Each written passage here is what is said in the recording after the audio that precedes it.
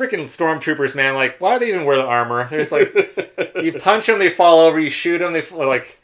It's like they just may as well. You sneeze on them, they die.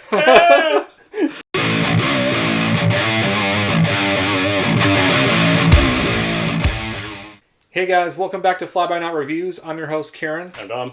Today, me and Dom are reviewing episode 7 of Ahsoka. This one is called Dreams and Madness. What do you think, Dom? I liked it. It wasn't... I was kind of hoping to get some stuff to start wrapping things up, but it just kind of left me like, okay, we need some more, but... I mean, there was still good stuff to be had in this one. Yeah, I think since we didn't really, usually we talk about the episode, after we watch it, and we didn't this time around, via text or whatever. Right. And I kind of felt the same way. I was like, it was decent, but it kind of felt like a Mandalorian episode, like one of those filler episodes. Yeah. Which, at episode 7, I'm kind of, looking for something more. Yeah, we need to start wrapping things up. We need some questions answered. Yeah. Yeah, I mean, I like action, but I don't like unnecessary action, and this episode kind of had some unnecessary action to it. Yeah. Kind of again, remind me a little bit of Mandalorian. Let's just throw an action scene to fill up 20 minutes of this episode. And the Thrawn stuff was great. Yeah. Very menacing. Yeah. But we're going to discuss spoilers in this video, so if you haven't seen the episode, I advise you to go see it and come back and let us know what you think. Yeah, I'm going to say something that I might get freaking in trouble for on YouTube, but honestly, Rosario Dawson, I think she's a bad casting choice for Ahsoka, because literally she kind of was the worst part of this episode, I think. Yeah, I don't know if it was just her or just the, I didn't mind her that much, but it's just her scenes just seem to be very they seem to be the parts that drag the most for me. Yeah, she's just kind of boring. I know people were saying she crosses her arms a lot, and she does that in the cartoon. She's she's not so, what's the word, stoic in the other animated versions of her. So yeah, I don't know where this kind of portrayal is coming from. So yeah, because it's I see, okay, it's 10 years, she's kind of more mature, she's more of a Jedi master kind of, but it's even with Luke and, beginning of Return of the Jedi, he kind of became kind of boring and he's very serious. Right. I don't know. I mean, I'm just kind of her training part scene seemed a little bit, because she had a little more, she was a little more animated and looked a little more into it. But the actual fight with Baylan just kind of was a little boring. Yeah, and then how she sort of just saved the day randomly. Yeah.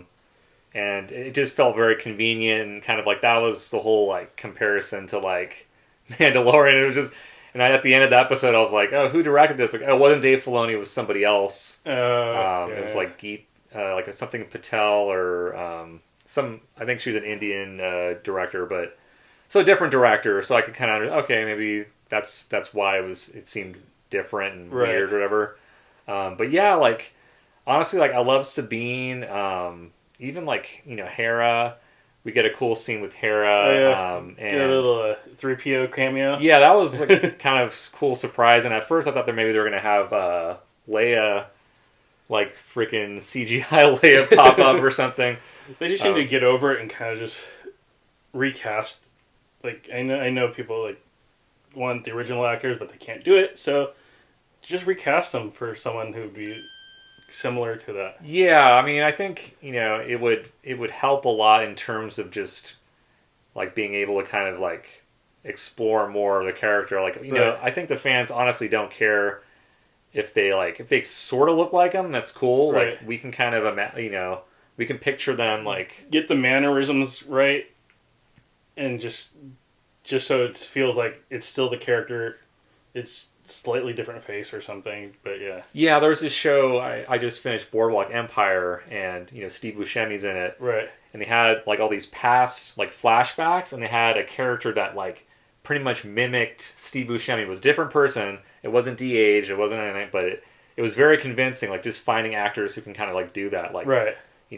Mimic the actors. And as long as you can do that, I mean, it's cool. I don't care, but But yeah, overall, episode 7, I thought should have been freaking amazing, but we got kind of spoiled the last Yeah, the last handful of episodes have been pretty damn good. yeah, and I'm just realizing that I'm enjoying the slower pace stuff, compared to the useless action, like the little the turtles driving their little vehicles. And with their slingshots. Yeah, it was very pacifist. It was kind of reminded me a little bit of Ewoks. Oh yeah, stuff I've heard that. Yeah. But and then even Ezra, I didn't really get to know more about Ezra. It was just kind of his force-based combat. Yeah, that was another thing. I was like, really? He's just gonna use his hands and not get the lightsaber? And then Sabine is freaking stormtroopers, man. Why do they even wear the armor? They're just you punch them, they fall over. You shoot them, they it's they just may as well. You sneeze on them, they die. But yeah, overall, it was enjoyable. It's just I'm really hoping they stick the landing with episode 8 and just kind of hopefully the little stumble before we cross the. Yeah, hopefully it's 3 hours long. Oh god. But anyway, let us know what you think. Well, that's it for today's video. Hope you guys enjoyed that. As always, if you enjoyed this video, be sure to like and subscribe below. Let us know what you think of Ahsoka Episode 7. Is there any really crazy out there theory that you're hoping comes true? Yeah, let us know in the comments. And on that note, we will catch you next time. Peace.